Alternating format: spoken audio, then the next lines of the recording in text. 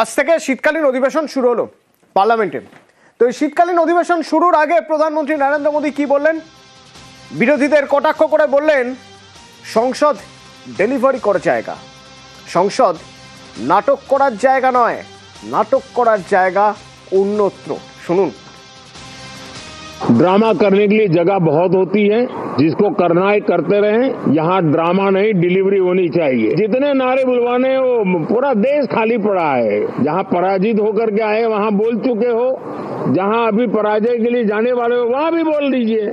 यहाँ तो नारे नहीं, नीति पर बल देना चाहिए। नेशन बिल्डिंग के लिए कुछ सकारात्मक सोच भी होनी चाहिए। सदन को या तो चुनावी का वार्मिंग अप के लिए उपयोग किया जा रहा है, या तो पराजय की बौखलाहट को निकालने के लिए उपयोग किया जा रहा है कि पिछले 10 साल से ये जो खेल खेल रहे हैं, देश स्वीकार नहीं कर रही इन पद्धतियों को। अपनी निराशा और अपने पराजय में सांसदों को बलि मत बनाइए। बिहार ভোটের পরে এই প্রথম অধিবেশন বসছে। বিহারে জয়ে শান দিয়ে বিরোধীদের নিশানা করলেন মোদী। বিহারের হারে নাকাল কয়েকটি বিরোধী দল কটাক্ষ করে তিনি বলছেন, পরাজয়ের হতাশা সংসদে টেনে আনবেন না। বার্তা দিলেন বিরোধীদের। विपक्ष भी अपना दायित्व निभाएं, चर्चा में ऐसे मुद्दे उठाएं, मजबूत मुद्दे उठाएं,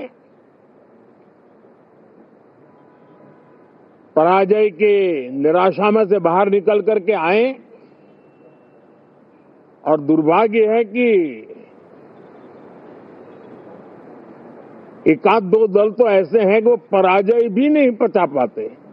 बिहार के नतीजे इतना समय हो गया है तो अब थोड़ा संभल गए होंगे, लेकिन कल जो मैं बयानबाजी सुन रहा हूं उनकी, तो उसे लगता है कि पराजय ने उनको परेशान करके रखा है। लेकिन मेरा सभी दलों से आग्रह है, पराजय की बौखलाहट का वो मैदान नहीं बनना चाहिए।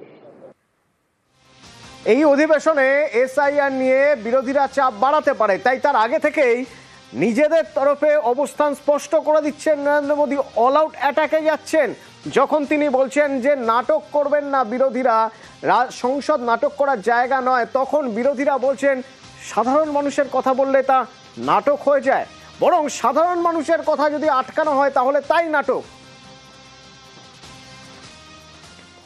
I suggest that urgent issues like what you said, pollution, other issues, SIR, which are it is a huge issue for democracy.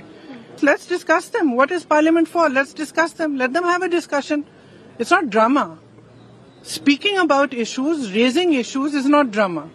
Drama is not allowing discussion. Drama is not having a democratic discussion about issues that matter to the public. We've spoken about pollution. Why are we not raising it? Why are we not allowed to? Today I've asked for 0 hour on it. Why are we not allowed to discuss these things? শুধু দিল্লি থেকেই কেন, সাংসদ অভিষেক বন্দ্যোপাধ্যায় কলকাতা থেকেও, আমাদের রাজ্য থেকেও সুর চড়ালেন। মানুষের কথা বললে তাকে নাটক বলা হচ্ছে, প্রশ্ন তুললেন। আপনি এসআইআর করছেন বাংলায়, খুব ভালো কথা। আপনি বলছেন বাংলাদেশ থেকে লোক এসছে তাই বাংলায় এসআইআর হচ্ছে, তাহলে ত্রিপুরা এসআইআর হবে না কেন? মেঘালয় তো বাংলাদেশের বর্ডার, মিজোরাম তো বাংলাদেশের বর্ডার। বিজেপি নেতারা বলছে 1 কোটি রোহিঙ্গা মায়ানমারের সাথে বর্ডার শেয়ার করে অরুণাচল প্রদেশ, নাগাল্যান্ড, মিজোরাম, মণিপুর, এই 4টে রাজ্যের মধ্যে একটা রাজ্যেও এসআইআর হচ্ছে না, তাহলে বাংলায় হচ্ছে কেন? লজিকটা তো বলতে হবে। এবার সে নিয়ে যখন পার্লামেন্টে ডিসকাশন চাওয়া হচ্ছে, বলছে বিরোধীরা ড্রামা করছে। বাংলার মানুষকে মৃত্যুর মুখে ঠেলে দিয়ে খালি আপনাদের রাজনৈতিক স্বার্থ চরিতার্থ করতে পুরো ইউনিয়ন গভর্নমেন্টের মেশিনারিকে ব্যবহার করে নামিয়ে দিচ্ছেন। তা আজকে এই যে 40 জন মারা গেছে, যারা তাদের মৃত্যুর জন্য নির্বাচন কমিশনকে দায়ী করেছে, প্রধানমন্ত্রী তাদেরকে বলছে ড্রামা। পাশাপাশি বিজেপিকে চ্যালেঞ্জ করলেন অভিষেক বন্দ্যোপাধ্যায়। চ্যালেঞ্জ করলেন যে বিজেপি বলেছিল এসআইআর করলে বিজেপির সুবিধা হবে, তো এই ভোটে তৃণমূলের আসন সংখ্যা বাড়বে, আর যদি তা বাড়ে তাহলে ক্ষমা চেয়ে 7 দিনে বকেয়া বরাদ্দ মেটাতে হবে বিজেপিকে। চড়া শুরু অভিষেকের। যারা বলছে যে এসআইআর হলে তৃণমূলকে দেখা যাবে না, তৃণমূলকে পাওয়া যাবে না, আর তৃণমূলের ভোট শতাংশও বাড়বে, আসন সংখ্যাও বাড়বে। তৃণমূলের যদি আসন সংখ্যা না বাড়ে, আপনারা যা শাস্তি দেবেন অভিষেক বন্দ্যোপাধ্যায় মেনে নেবে। আর তৃণমূলের যদি আসন সংখ্যা বাড়ে, আমরা কোনো শাস্তি দেবো না। মাথা নিচু করে ক্ষমা চেয়ে বাংলার 2 লক্ষ কোটি টাকা 7 দিনে বিজেপি নেতাদের ছাড়তে হবে। চ্যালেঞ্জ অ্যাকসেপ্ট করুন। 2 লক্ষ কোটি টাকা যেটা বাংলার অধিকার, প্রাপ্য পাওনা, এটা কারোর মামার টাকা না, বাবার টাকা না, দাদুর টাকা না, ঠাকুরদার টাকা না, পৈতৃক সম্পত্তি না।